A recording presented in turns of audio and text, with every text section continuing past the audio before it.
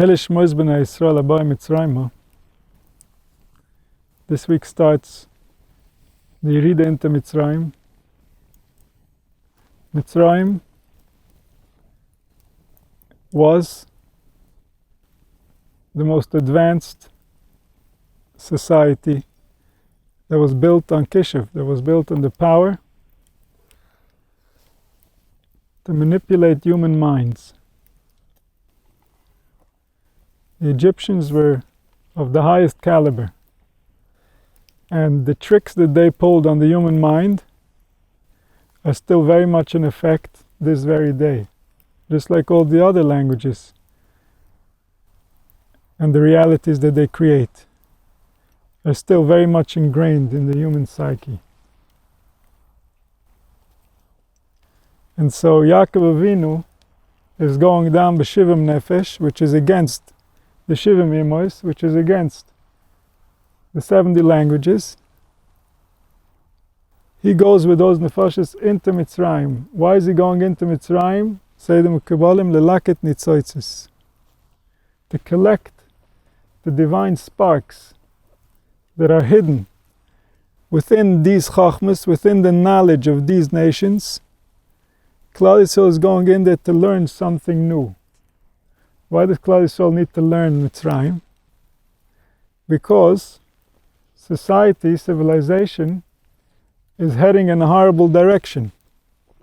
And if we're not going to know their tricks, then how are we ever going to overcome them? How are we ever going to understand, once the truth gets lost, what we're really supposed to be doing? And so the Torah keeps track of the history of humanity and the response that the Nevi'im had to what was taking place. So that one day we can look back at what they're saying, we can look back at history, and we can understand, how did humanity go so wrong? How could it be that nature would make such a big mistake to create people that can't find comfort in their own bodies? How is that even possible? And the answer is, nature didn't create such people.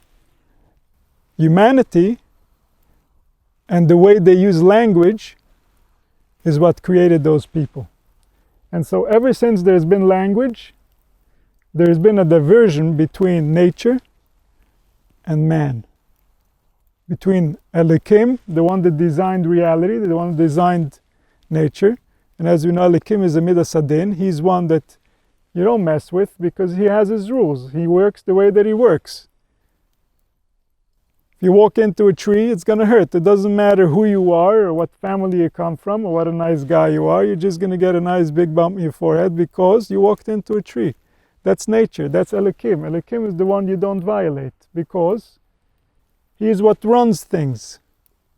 And just like externally we have a nature and we can offend our bodies, so too internally we have a nature and we can offend our souls. We can offend our spirits.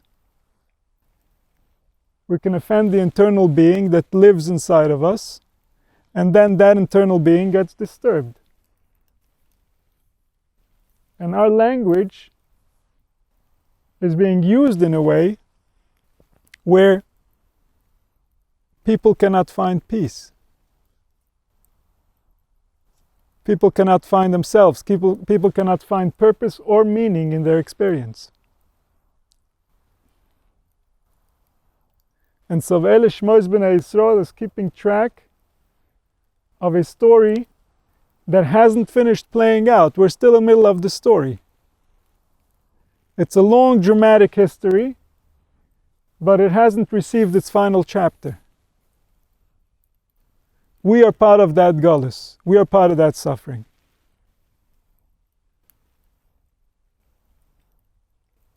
And so we get the information, the shemas, the names, so we can understand the neshamas, we can understand the koiches, we can understand the pnimius of what's really happening inside of us. What is taking place and why is it taking place? And how can I have a bigger say to make the story better?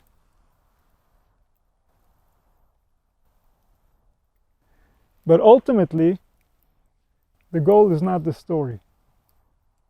Ultimately, we shouldn't get lost in this story. Ultimately, we need to remember that this is about what is happening now. This is about the experiences that are taking place in your household. Avram, Yitzchak, and Yaakov, they're very important. They're the Avis Olam. They mean everything. But Klal Yisrael of today doesn't mean anything less. Klal Yisrael of today represents Avram, Yitzchak, and Yaakov in this world. You love Avram, Yitzchak, and Yaakov, go look for their children and help them. The children of Avram, Yitzchak, and Yaakov represent them in this world. Avram, Yitzchak, and Yaakov don't want you to love them. They want you to love them only to the extent that that's going to cause you to behave differently to their children. Because that's real to them. Because they were real. They lived their life real. They looked ahead. They cared. They were developed human beings that we can't even understand today. Our imagination is not developed enough to understand what that even means. But they had trouble sleeping at night because they knew what was going to be happening to us today. What's taking place today kept them up at night.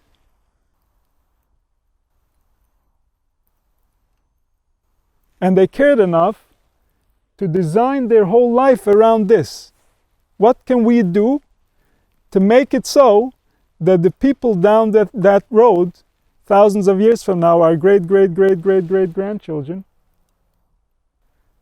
will have some information, some way to know at least that there is better, that it can be real, that it can be different.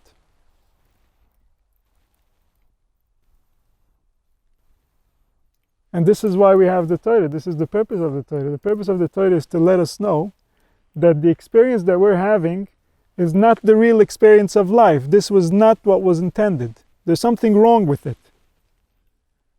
And we all know it.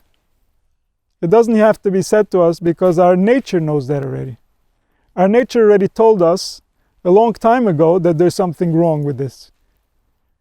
But our nature was not sophisticated enough, sensitive enough, developed enough, or had enough time to think of itself or to itself to realize what is it exactly that is wrong.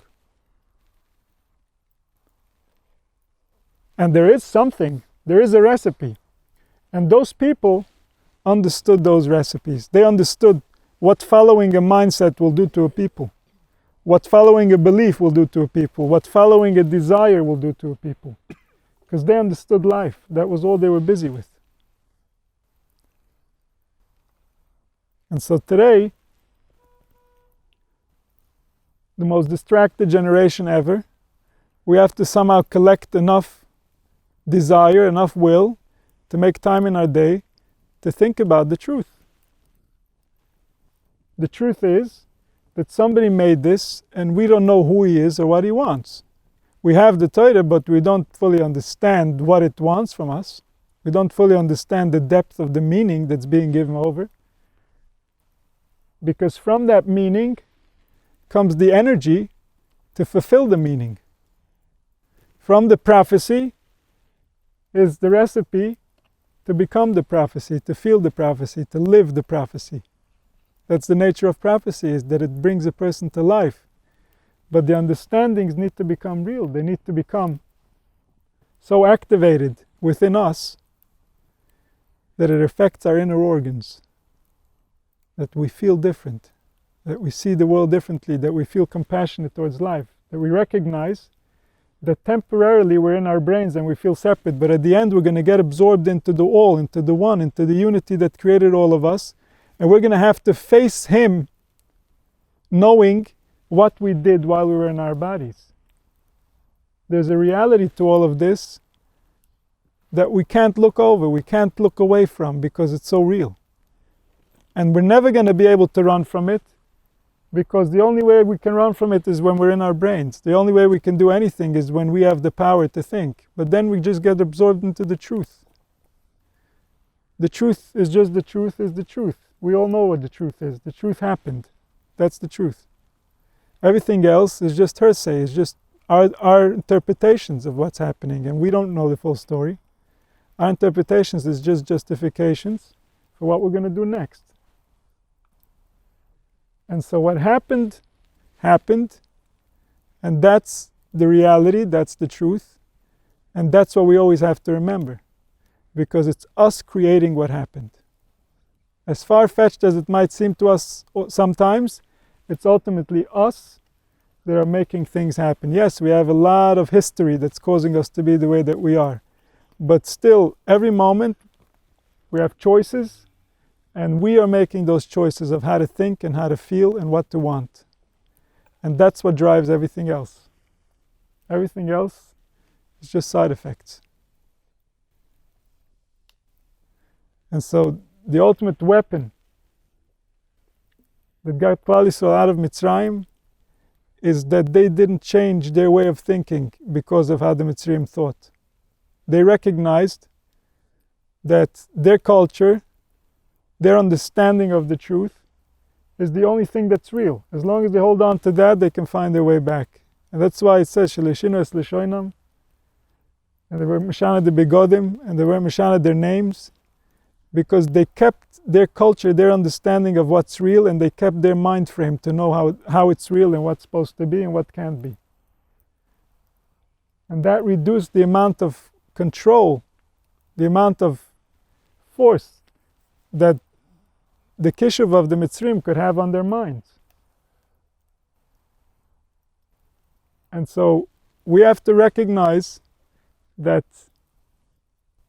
even though we've been through whatever we've been through and we've seen many different things in life, ultimately we're the ones that decide who we are after everything that happened. We have the power to make that decision.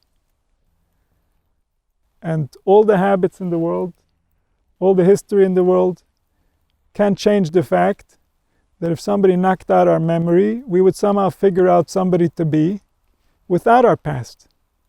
We have the potential to do it. Our brain is capable of doing it. It's just that we carry our stuff with ourselves and we allow them to remanifest and rethink in the same patterns and cause the same damage over and over and over again in different places, because those habits have been ingrained in us for so many years and we never stood there to stop them.